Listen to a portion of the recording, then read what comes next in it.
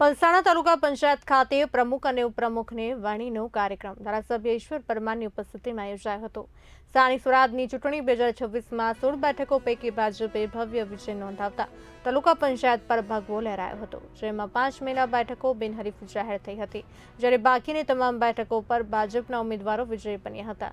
ત્યારબાદ યોજાયેલા કાર્યક્રમમાં જિલ્લા સંગઠન કોષાધ્યક્ષ યોગેશ પટેલે પક્ષનું સત્તાવાર મેન્ડેટ રજૂ કર્યું અને પ્રમુખ પદ માટે અશ્વિની નિકુંજસિંહ વાસિયાનું નામ જાહેર થતા તેઓ બિનહરીફ પ્રમુખ બન્યા।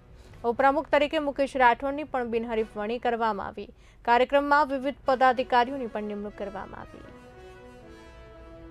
પલસાણા તાલુકામાં જે 2026ની તાલુકા પંચાયતની ચૂંટણી ગઈ એમાં આપણા 16 સભ્ય જે ભાજપના તરફથી ફોર્મ ભર્યા તે બધાના વિજેતા થયેલા હતા।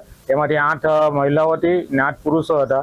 એમાંથી આજની તારીખમાં મેન્ડેટ થ્રુ પાર્ટીના કહેવાથી જે પ્રમુખશ્રી છે તે આપણા મહિલા છે અને જે ઉપપ્રમુખ છે જેન્ટ્સ છે અને દંડકશ્રી બી મહિલા છે અને જે ચાલી આવ્યું પ્રણાલી એ પ્રમાણે આજે ફોર્મ ભરાઈ ગયેલા છે અને કાલના પ્રમાણે કાલે રિઝલ્ટ આવશે એને આજે બિનહરીફ થશે, કારણ કે આપણા 16 સભ્યોની સંમતિથી ચાલતા છે।